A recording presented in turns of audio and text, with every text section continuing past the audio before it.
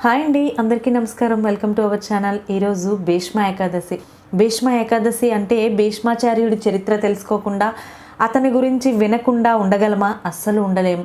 అసలు ఎవరి భీష్ముడు, ఎందుకు భీష్మ ఏకాదశిని జరుపుకుంటాము అనేది ఈరోజు మనం ఈ వీడియోలో తెలుసుకుందాం.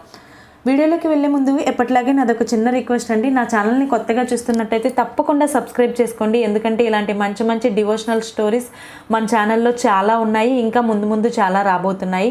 అలాగే వీడియోని స్కిప్ చేయకుండా చూసి వీడియో నచ్చినట్టయితే తప్పకుండా లైక్ చేసి మీ ఫ్రెండ్స్ అండ్ ఫ్యామిలీ మెంబర్స్కి షేర్ చేయడం అస్సలు మర్చిపోవద్దు. ఇక వీడియోలోకి వెళ్ళిపోదాం. శ్రీమన్ మహాభారతాన్ని ఎన్నిసార్లు విన్నా, ఎన్నిసార్లు చదివినా మళ్ళీ మళ్ళీ చదవాలని, వినాలని అనిపిస్తుంది. ఎందుకంటే అదొక ధర్మ జ్ఞాన భాండాగారం. భారతం అనగానే మొదట మనసుకు స్మరించేది భీష్మ పితామహుడు మరియు విష్ణు సహస్రనామాలు. ఆయన కురువంశ పితామహుడు. హస్తినాపురం కురువంశ జన్మభూమి. దుష్యంతుని పుత్రుడైన భరతుడు పాలించిన భూమే ఈ భరత భూమి. భరతుని కొడుకు సహోత్రుడు, అతని కొడుకు హస్తి. ఆ హస్తి చేత నిర్మితమైనదే హస్తినాపురం. హస్తి కొడుకు వికుందుడు, వికుందుడి కొడుకు అజామినుడు, అజామినుడి కొడుకు సంవర్ణుడికి, అలాగే సూర్యపుత్రిక తపతికి పుట్టినవాడే కురు. ఆ కురురాజు పేరే పరంపరగా కురు వంశానికి వచ్చింది. కురురాజు తరువాత ప్రదీపుడు ప్రముఖుడు, రాజైన ఋషి వంటివాడు, రాజఋషి. ఒకనాడు ఆయన గంగా తీరంలో తపస్సు చేసుకుంటున్నాడు. మహా తేజస్శాలి అయిన ఒక స్త్రీ గంగా నదిలో నుంచి వచ్చి ప్రదీపుని ఒడిలో కూర్చుని ఆయన భుజం మీద చెయ్యి వేసింది. ఆయన హఠాత్తుగా కళ్ళు తెరిచి ఆశ్చర్యంలో ఆమెను ఎవరు నీవు అని అడిగాడు. ఆమె చాలా మురిపంగా, రాజా, నేను నీ మీద ప్రేమతో నిన్ను కోరి వచ్చాను, నా పేరు గంగా అని అన్నది. ప్రదీపుడు చిరునవ్వు నవ్వాడు. చూడమ్మా, నీవు నా కుడితొడ మీద కూర్చున్నావు. అలా కుడితొడ మీద కూర్చొని నన్ను కోరడం ధర్మ పద్ధతి కాదు, కానీ నీ కోరికను అనుసరించి నాకు కోడలివి అవుతావు, అప్పుడు నా కూతురు సమానం అవుతావు అన్నాడు. అప్పుడు గంగా కూడా పకపక నవ్వి, రాజా, ఆ మాట నీ నోట అనిపించడానికే ముందు చూపుతోనే వచ్చాను అన్నది. కానీ రాజా, నాదొక నియమం విను. నన్ను నీ కొడుకు వివాహం చేసుకున్న తర్వాత నేను ఏం చేసినా నువ్వు ఒక్క మాట కూడా మాట్లాడరాదు అని అన్నది. ప్రదీప మహారాజు సరే అన్నాడు.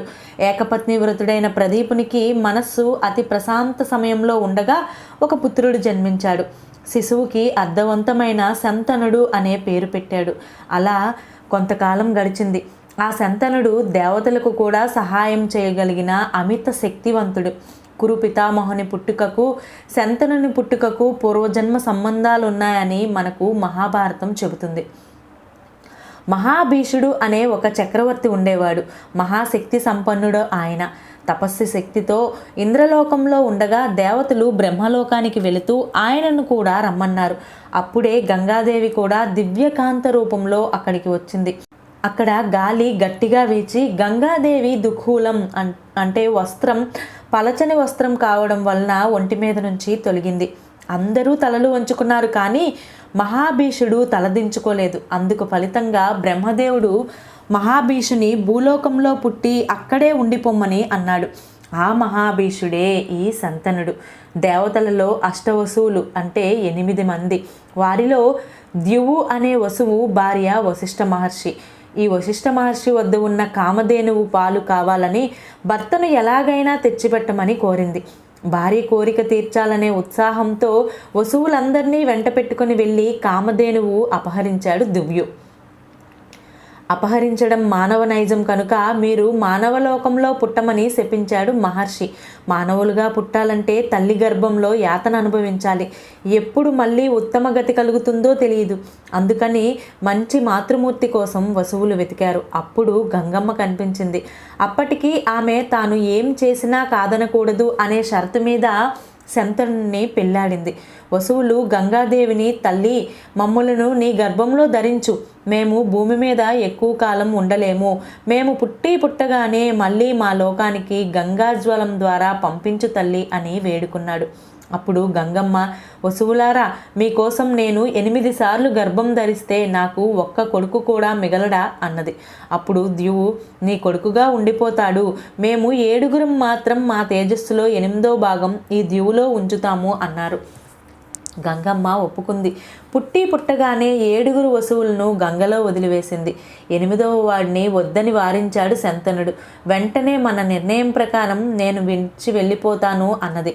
మహారాజా, నేను వెళ్తూ నీకొక నిజాన్ని చెప్తూ వెళ్తాను. నేను గంగపాలు చేసిన 7 వసువులు నా ఉపకారాన భూమి మీద పుట్టారు. వారి తేజస్సుని నీ తపశ్శక్తికి తప్ప మరేదీ భరించలేదు. అందుకే మానవకాంతగా నిన్ను పెళ్ళాడాను. ఈ 8వ వసువు మన కొడుకు. వీడిని మహనీయుడిగా తీర్చిదిద్ది తిరిగి అప్పగిస్తానని తీసుకువెళ్ళిపోయింది. అతని పేరే దేవవ్రతుడు. ఆ పిల్లవాడికి వశిష్ఠుడు పరశురాముల వద్ద శస్త్ర సమగ్ర విద్యలను, బృహస్పతి శుక్రాచార్యుల వద్ద సమస్త ధర్మనీతి శాస్త్రాలను బోధింపచేసి సర్వ విద్యా శ్రేష్ఠుడిగా పెంచింది. ఒకనాడు శంతన మహారాజు గంగా తీరాన విహరిస్తూ ఉండగా తేజస్శాలి, మహాప్రజ్ఞశాలి, మహాయోధ లక్షణాలు కలిగిన దేవవ్రతుని చూసి ఆశ్చర్యపోయాడు. అప్పుడు గంగాదేవి ప్రత్యక్షమై, మహారాజా, మన పుత్రుడు దేవవ్రతుడు అని గంగాదేవి అప్పగించి అంతర్ధానమైంది. ఆ జన్మ శుద్ధమైన దైవశక్తి, మహర్షులు, దేవగురువుల శాస్త్ర సంపదతో ఎదురులేని మహావీరుడైనాడు దేవవ్రతుడు. శంతనుడు కొడుకుకి యౌరాజ్య అభిషేకం చేశాడు. ఆ రోజులలో రాజులకు ఏకపత్ని వ్రతం లేదు.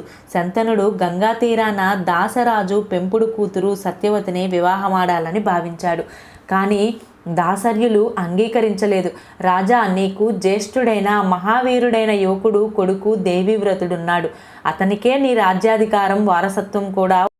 నా పెంపుడు కూతురు సంతానానికే రాజ్యాధికారం అభిస్తేనే నేను అంగీకరిస్తానన్నాడు. అందుకు శంతనుడు ఒప్పుకోలేదు. కానీ దేవీవ్రతుడు తాను ఎప్పటికీ బ్రహ్మచారిగానే ఉంటానని, వివాహం చేసుకోను కనుక వారసత్వ రాజ్య సింహాసనం కోరేవారు ఉండరని, జీవితమంతా కురువంశ రక్షకుడుగా హస్తినాపుర ప్రతిష్ఠ ధ్యేయంగా మనుగడ సాగిస్తూ జీవితాంతం ఉండగలనని సకల దేవతల పంచభూతాల సాక్షిగా భీషణ ప్రతిజ్ఞ చేశాడు. అప్పటి నుంచి గాంగేయుడు దేవవ్రతుడు భీష్ముడుగా సార్థక నామధేయుడైనాడు. తండ్రి శంతన మహారాజు స్వచ్ఛంద మరణాన్ని తానుగా కోరుకుంటేనే మరణం వరంగా ప్రసాదించాడు. ఆ భీష్ముడినే యుగాలు గడిచిన కురుపితామహుడిగా లోకం కీర్తిస్తున్నది. లోకాలకు విష్ణు సహస్రనామాలను, తిరుగులేని రాజనీతి ధర్మాలను, కాలనియమం లేని ధర్మ సూక్ష్మాలను శాశ్వతం చేసిన మహాపితాత్ముడు, తన తప్పిదాలకు తానే అంపశయ్యను శిక్షగా విధించుకున్న జ్ఞాని. అందుకే ఇప్పటికీ ఆ మాట తప్పని వ్యక్తిని భీష్మ ప్రతిజ్ఞ చేశాడు అంటాం. ఎవరినైనా స్వార్థమెరుగని మనిషిగా చెప్పాలంటే నిస్వార్థ గుణంలో భీష్మాచార్యుడండి. కురువంశానికి భీష్మాచార్యుడిలా పాటుపడ్డాడు అని అంటూ ఉంటాం. దేవతలైనా సరే, మానవ పశుపక్షి క్రిమి కీటక రూపాలైనా సరే చేసిన కర్మకారణంగా జన్మ పొందవలసి ఉంటుంది అనే విషయం గ్రహించమని, అటువంటి మహాత్ముల జ్ఞానశీల సంపదలను ఆదర్శంగా జీవించాలనే విషయం విస్మరించకుండా మన కర్తవ్యాలను, జీవితపు విలువలను చక్కదిద్దుకోమని, తెలుసుకోమని మహనీయుల చరిత్రలు చెబుతూ ఉంటాయి. అటువంటి పుణ్యపురుషులను స్మరించడం, భీష్మ ఏకాదశి నాడు విష్ణు సహస్రనామాల పారాయణ చేయడం శ్రీకృష్ణ పరమాత్మకు ప్రీతిపాత్రులము అవుతాము. అత్యున్నత భారతీయ సంస్కారాలను ముందు తరాలకి చాటి చెప్తాం. మానవీయ మనుష్యులుగా తీర్చిదిద్దుకునే ప్రయత్నం ప్రారంభిద్దాం. భీష్మ ఏకాదశి పుణ్యశుభవేళ ఈ భీష్ముని చరిత్రను విని మనలో కొంత మార్పుని తీసుకురావాలని ఈ వీడియో ద్వారా నేను కూడా కోరుకుంటున్నాను. ఇదండి ఆ మహనీయుడు, ఆ పుణ్యపురుషుడు అయిన భీష్ముని యొక్క చరిత్ర. సో ఈ వీడియో మీకు నచ్చిందని అనుకుంటున్నాను. తప్పకుండా మీ ఫ్రెండ్స్ అండ్ ఫ్యామిలీ మెంబర్స్కి షేర్ చేసి ఈ ఇలాంటి మంచి స్టోరీస్ని ఇంకా మున్ముందు చాలా ఆశించాలని కోరుకుంటున్నాను. Thanks for watching. మరో మంచి వీడియోతో మీ ముందుంటాను.